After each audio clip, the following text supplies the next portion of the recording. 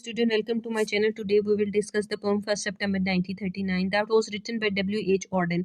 Biography of the poet, he was born in England and settled in America. And then if we will discuss about the other thing that his poetry was famous for his social and political theme. Just like 1st September 1939, he was a poet, he was a critic, he was a playwright, and also his poetry influenced the 20th century. And one important point is that when he was sitting in America in the pub, and he listened about the news that Germany attacked to the Poland. It was the time of the 1st September 1939, and he wrote that poem after that incident. And I want to tell you that you already know that First World War was started in 1914 1918, and Second World War 1939 to 1945. अगर इसकी style twin के हवाले से देखें, 9 stanza, each stanza consist of the 11 lines, no rhyming scheme.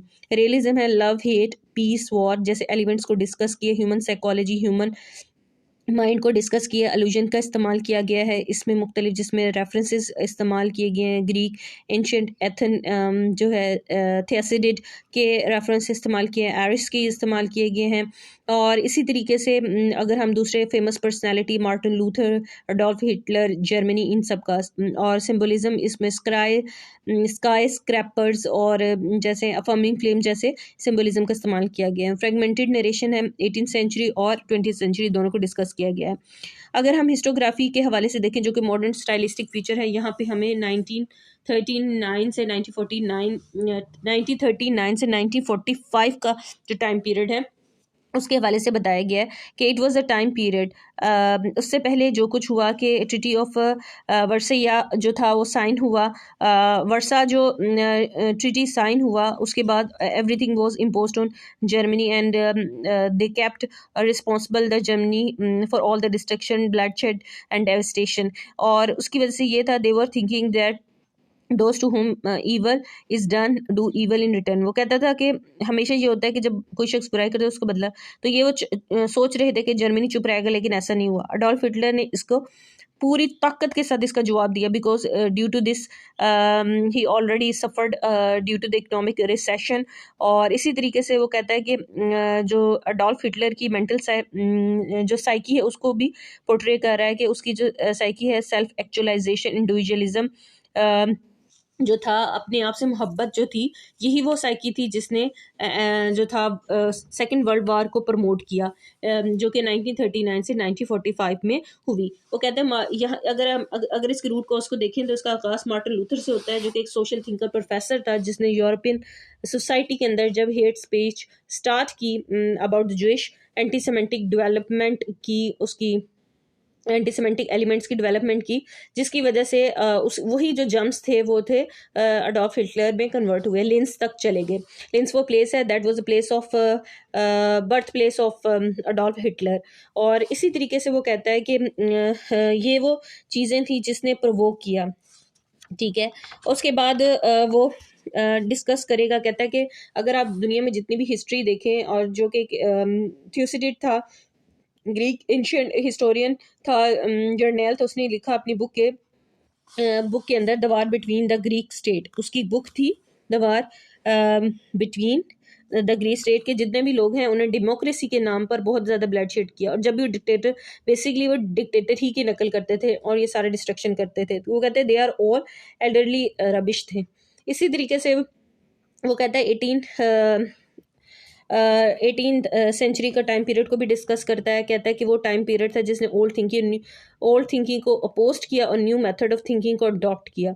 और people already suffer due to world war 1, but they didn't learn from the destruction, bloodshed, suffering and pain of that time. उन्होंने लेकिन उससे सीखा नहीं, और किसी ने भी कोशिश, whether they were the super powers like America and the people, they didn't try to stop the Hitler.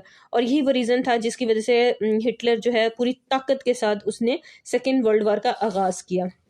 इसी तरीके से मॉडर्न टाइम पीरियड में ये वर्ल्ड वार 2 स्टार्ट हुई. सिमिलर स्काई स्क्रैपर्स, वो कहते हैं जो अमेरिकन और बड़े बड़े कंट्रीज़ हैं, सुपर पावर्स हैं, उनकी बिग साइज़ की जो बिल्डिंग्स हैं, basically they represent their pomp and show, और वो सारी उनकी दिखा रहे हैं कि हाउ मच दे डेवलप्ड, और वो कहता है ये सब तो ठीक है, लेकिन आपको अगर हम 1939 का टाइम पीरियड देखें तो America basically he wanted to live as a neutral country, but लेकिन ये था कि उसको जुबान की वजह से इस वार का हिस्सा बनना पड़ा।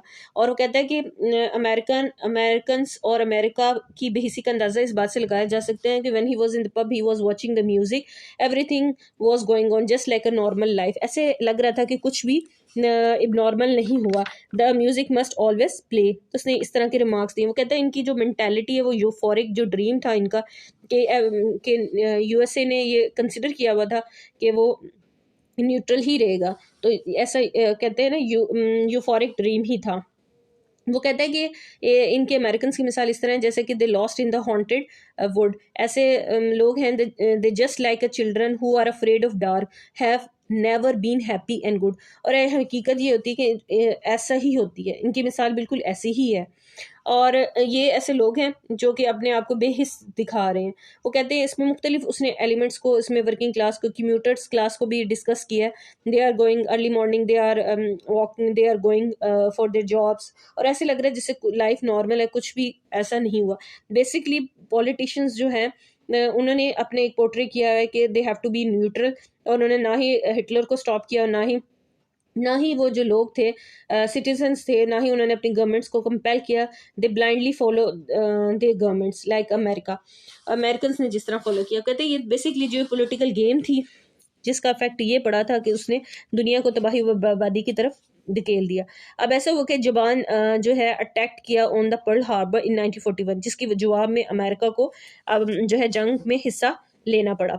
वो कहता है कि ये सारी चीज़ें रीज़न बनी। और वो कहता है कि the truth is hidden by the tradition customs and truth is hidden bye tradition custom and convention. कहता है कि ये लोगों की बेहिसी की मिसाल ऐसे दी जा सकती है अमेरिकन लोगों के, they are living in the delusion like just like a children living in the deluded into the thinking and they were shielded away from the harm, और इन सब से बच जाएंगे and they had been happy and good, but opposite is the truth। हमेशा ऐसा नहीं होता कि हमेशा जो आग के करीब आपको तपिश का एहसास ज़रूर होता है। वो कहता है इसी तरह जो था जो ऑर्डन है वो एग्जांपल दे रहा है कि पॉलिटिशियन इतने बेहिस थे कि उसने यहाँ पे एक रशियन बैलेट डांसर की कहते हैं ना रेफर किया उसने, जिसका नाम था Vaslav Nijinsky. He was very famous and he had a love story with his businessman. और जो उसको founder who was very famous founder of the ballet जो था उसके साथ उसकी लव स्टोरी बहुत ज़्यादा फेमस हुई। लेकिन क्या हुआ कि जब उसने उसको एक्सेप्ट नहीं किया तो जिसकी वजह से वो मेंटल ट्रोमा जो निंजन स्काई था वो मेंटल ट्रोमा से गुजरा और कई साल तक he spend the life in the mental institute and wrote in the diary.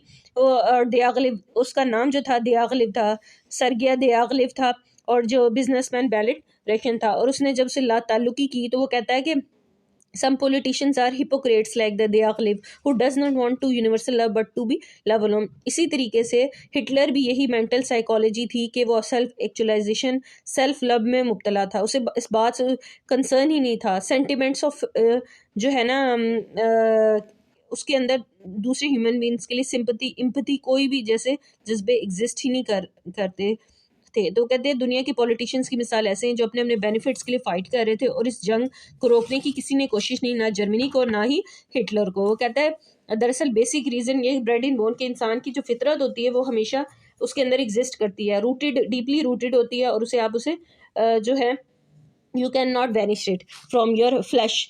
तो ये वो सारी चीज़ें थी उसने डिस्कस की। इसके अलावा वो इसमें मुख्तलिफ थीम्स को लव फॉर ह्यूमैनिटी, वो कहता है ठीक है हमें मोहब्बत करनी चाहिए अपने मुल्क से, अपने लोगों से, और we have to love to the piece.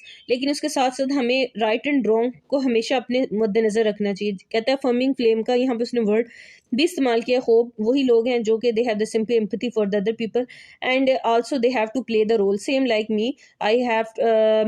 I have to write against the Germany that was a totally wrong वे।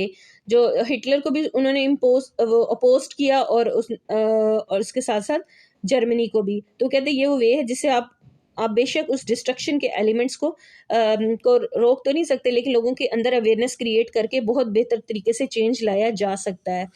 और वो यही कहता है कि लोग जो बेहिस हैं उनकी बेहिसी अमेरिका के अंदर नॉर्मल ऐसी ही थी कि लाइफ जैसे नॉर्मल चल रही है, और they became the diff and the डम, म्यूट हो गए हैं। फिर वो उसके साथ वो कहता है कि ठीक है ये सारी चीज़ें चल रही हैं, वार का भी थीम ऑफ वार भी डिस्कस किया है, फियर हेल्पलेस सिचुएशन। वो कहता है इसके बावजूद हम कहते हैं मैं मानता हूँ इस चीज़ को कि ह्यूमन बींग्स के अंदर मटेरियलिस्टिक एलिमेंट्स हमेशा एग्जिस्ट करते हैं, and also Auden included himself in one of those people who raised the voice through the his pen. लेकिन कहता है मैं भी उन लोगों में से था, लाइक दैम, जिसके अंदर मटेरियलिस्टिक थॉट्स थी, सारा कुछ था, लेकिन मैंने अपने आप को स्टॉप नहीं किया। मैंने अपने पेन को इस्तेमाल किया और लोगों के अंदर अवेयरनेस क्रिएट की ऑफ एरिस एंड कहते of Eris and of a dust.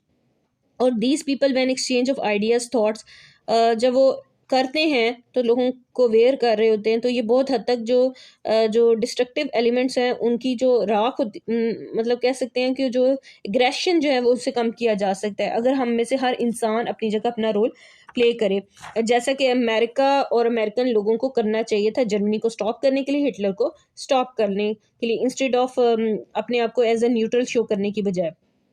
इसी तरीके से वो मुख्तलिफ चीज़ों के बारे में जो डिस्कस कर रहा था, उसमें से एक स्टेट एंड सिटीजन्स के रोल, जेलसी के एलिमेंट्स को, कैप्टिविटी को, जो है कन्फाइंड कंडीशन, उसको भी उसने डिस्कस किया है। और ये वो सारे थीम्स हैं जो उसने अपनी पोम के अंदर डिस्कस करके हमें एक तरह से एज अ ह्यूमन बींग हमारे अंदर जो कहते हैं अवेयरनेस क्रिएट की है कि war is everywhere, hope is still there and humanity is still existing on the earth, sympathetic people are there, लेकिन ये कि who will take the stand against the dictator and injustice. और हमें चाहिए कि हम हमेशा जब भी जहाँ पे भी डिक्टेटरशिप हो, डेमोक्रेसी, लोगों के इंटरेस्ट के खिलाफ बात की जाए, इनजस्टिस क्रिएट हो, उसके खिलाफ आवाज़ उठाएं, बिल्कुल इसी तरह जैसे कि जर्मनी पर करनी चाहिए थी जब जर्मनी ने अटैक किया था पोलैंड के ऊपर। Thank you very much.